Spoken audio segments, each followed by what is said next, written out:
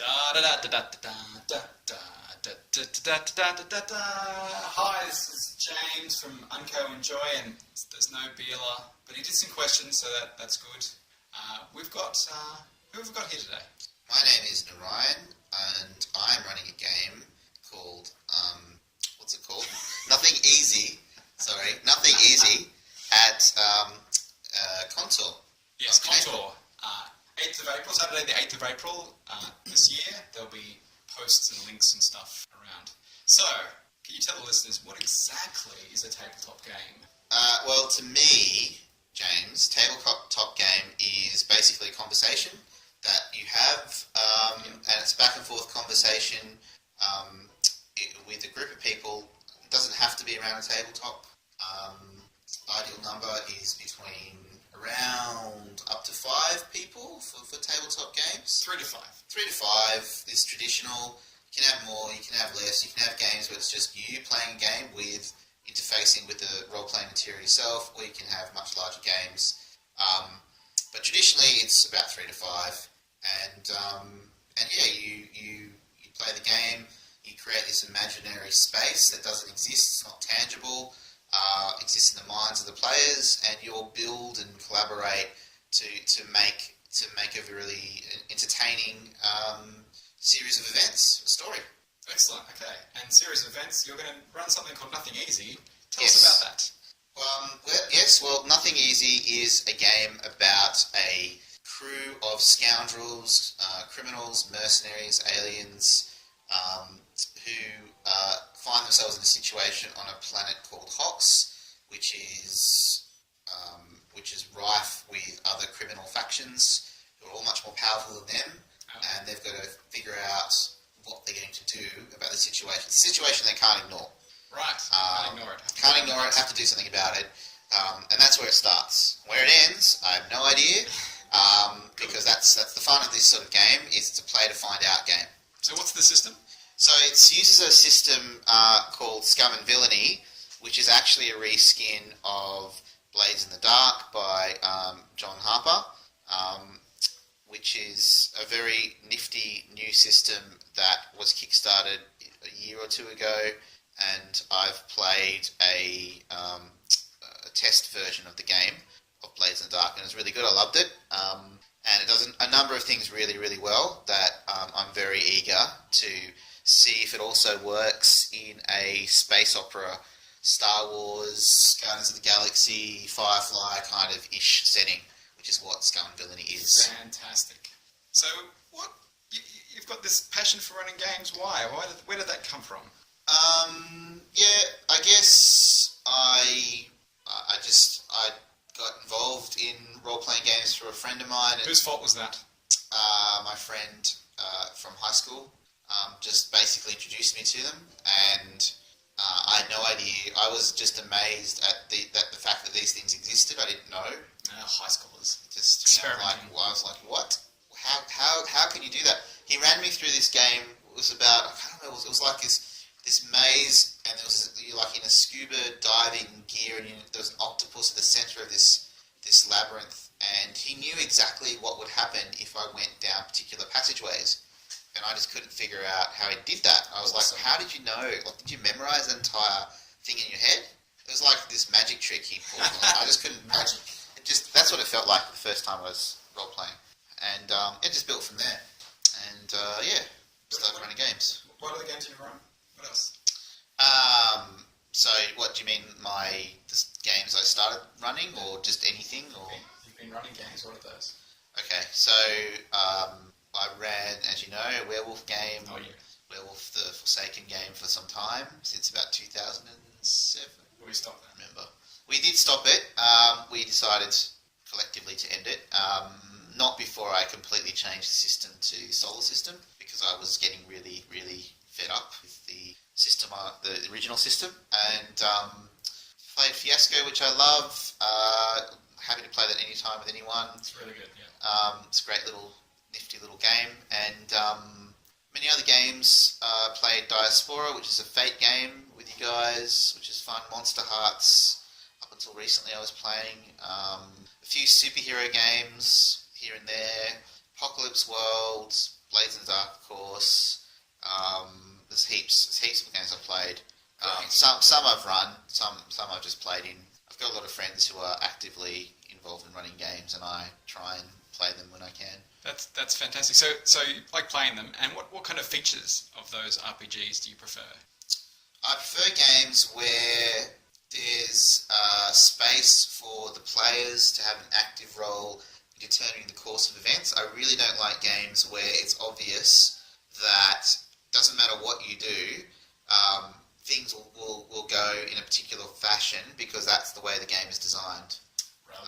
Yeah, like a lot of module games have that feature where it's designed to be run in a very particular way, and if it starts going off the rails, then it's the GM's job to bring it back onto the rails somehow, and I really don't like that as a technique. I find it really bad design. Oh well. But that's just me. Maybe I'm just peculiar that way. But when I'm running those sort of games, I get very stressed because I feel that I'm not doing a good job, because players being players, they will go wherever they want to, Sure. which is part of the fun. Yeah. And I don't see why it should be my job to sort of destroy their fun and bring them back to what was originally predetermined would be their path. I just don't see the point anymore. Fair enough. So those are the sort of games I avoid these days. Okay, cool. So how important are gaming conventions to Canberra? Yeah, they're really important. I think because what's happening, or has happened, or is happening at the moment, is that a lot of people play role-playing games, and not a lot of people actually announce that they do. No. Which means that not a lot of people are aware that other people are into the same sort of things they are. Correct. Which is a shame, because if you knew and probably had the time to go and role-play with a whole bunch more people, you'd have more experiences. There's so many good games, there's so many great games out there that I wish I had the time to play, but it's difficult to get a group, and it's difficult to get people who you know who are free to play. So I think a convention is a chance to get to meet people who are into the same things as you, and play some really great games. And it's really important for the community to have that as an option, and not just one type of game, but a diversity of games. Yeah, yep. So one of the objectives of Contour is to have diversity. Yeah, and I think that's really important. And also, I like the fact that Contour doesn't say you must have games of this type, apart from basically role-playing games. Yeah. It just says whatever. Whatever you feel like running, really. Yeah. So we've got there's a LARP. Yep. Which sounds like it's going to be fantastic. Sign up now. And there's 4 other just more or less traditional tabletop games. Yep. Which they're all very different from each other. Yep. So no D&D, no Pathfinder, sadly, unfortunately. No, but maybe maybe next time there might be or not. Yeah, that's true. That's not my cup of tea, but there's plenty of people who like that, there's a lot great. of that going on. Yes. But that's not the only flavour in the gelato business. It's true. There's lots of other flavours. There's heaps of flavours, and people keep making up new flavours. And combining them. Those flavours. combinations, they are tasty. That's right. So Blades in the Dark is a combination flavour, and I love it. And then you've taken a different flavour, Scum and Villainy. Yeah, I've added little sprinkles. The sprinkles, on top. yeah. The sort of spacey sprinkles. Space sprinkles. Excellent. Okay, last big question here. What's a big role-play ambition you've always wanted to achieve but haven't been able to so far? It's a big question. You're hitting me with a big question there. So what's the last one? Big role-playing. Okay. A small one, but it's ambitious. No. I have said this so many times in the past that I'm beginning to sound like a person who says something and doesn't follow through, whatever that is. Broken record? No, that's just someone who just repeats endlessly, mindlessly. I guess I sound like that as well. Probably now I do. But I do want to create a game, like a role-playing design a game. Yes. I would love to design a game. I keep getting distracted by all the other things that I read about and think, wow, that's awesome, I want to play that. Yeah. The best I can do at the moment is I've always got an ambition to hack games where I love the setting but hate the system to systems that I really like at the moment. So I'm always thinking of that. That's one thought that occupies my mind. I just sort of switch switch settings all the time and go, oh yeah, this could work under this set system, no worries. But I think ultimately what I'd really like to do is just put my own system out there. It doesn't have to be earth-shattering. It just what I've learnt from a bit about the industry is you want to start small. Yep. A small idea done really well is much better than a big idea done terribly. It's true. It's true. And that's even if it's not commercially successful, I don't care. That's fine. Yeah, Kickstarter's been particularly good at these sort of things. I think so. Crowdsourcing, I think, is it's here to stay. Yeah. It's a very popular method of distribution and good.